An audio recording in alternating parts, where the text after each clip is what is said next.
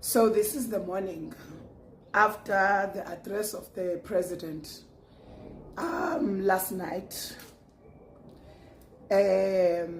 Obviously, it was also a week since the revelations that were made by Lieutenant General Mkhwanazi, who is the Provincial Commissioner of Police in KZN, who made very startling revelations relating to the state of our security in the country, as well as the state of police, both in KZN but also in the country at large, and also went as far as giving us an insight of various acts of capture that have unraveled to both police, certain aspects of the judiciary in South Africa, as well as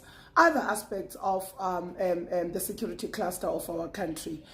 And these are obviously revelations that were not coming from someone who was sucking what he was saying, or it was not revelations that were coming from someone who you could say it was an act of immaturity informed by very lame and not very much nuanced kind of an approach of what he wanted to do. It was very clear that General Mkhwanazi had decided to take the decision, had decided to take the step to bring the nation to his confidence, because I think all of us, we have concluded that it was out of desperation of wanting to save the country, and we remain very resolute that we believe that all the things that General Mkhwanazi said, they were informed by facts, as he said.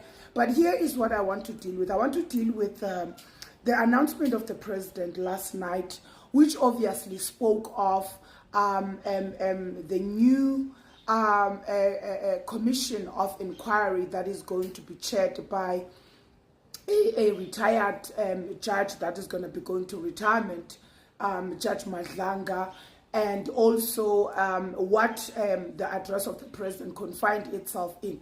But before I do that, I want to remind you, South Africans, that General Mkhwanazi spoke fundamentally on 4 key areas that are very important, which I thought would have been the crux of the president's address last night.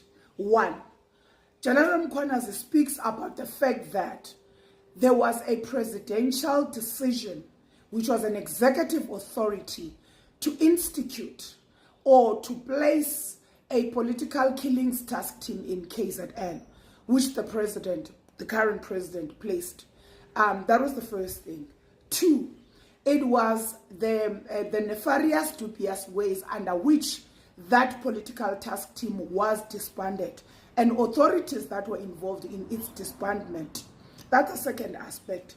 3, it was a revelation of the heightened level of involvement of the South African Minister of Police in cartels and syndicates that are operating within the security cluster, which obviously in essence are the ones that have captured police in its entirety, especially from the top management. I mean, we cannot have General Mkhwanazi speaking about people that are at the level of the National Deputy Commissioner, and we are not to believe that he was coming to inform us about the capture of the top management of police. That was the third thing. The fourth and a fundamentally important aspect for me that General Mkhwanazi's revelation also laid bare was the fact that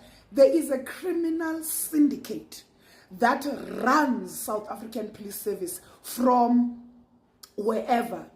So those 4 aspects for me were the key important fundamental areas that I was not anticipating that the president can make a 15-minute address and leave everything else outside. Now, the president announces that there's going to be a judicial commission of inquiry, and there is also going to be an acting minister that is appointed, who is Professor Kachalia. There's also the decision for the president to place Minister Senzo Mchunu on special leave. Remember, South African police has got 2 deputy ministers, Castle Matale, and I've forgotten that lady. She was once at the board of PRASA when I was still at PRASA. Forgotten her name. And now the Minister of Police is placed on special leave. He's not removed. The ministerial perks and benefits that he enjoys are under our taxes. He's going to enjoy them. And then there's going to be an introduction of the new acting minister in the form of Professor Kachalia. And I do want to speak to both these decisions of the president. One, we as South Africans, we really do not have confidence in these things that are called commissions of inquiry. We have seen the Nugent Commission of Inquiry. What were the actions that subsequently were taken tangibly after the completion of that commission? You can thumbsuck, but you won't come up with anything tangible that our taxes were spent for there. You can go to the Falam Commission. You will not come up with any tangible decisions that ultimately people were brought to book as a result of that commission. You can go to the PIC Commission of 2018. You won't come to any tangible actions that were taken as a result of the recommendations of that report. You will go to the Zondo Commission, which is the recent commission of inquiry that ran for a whole entire period of time and spent the highest budget that has ever been spent in this country, spent on a commission of inquiry, 1 billion.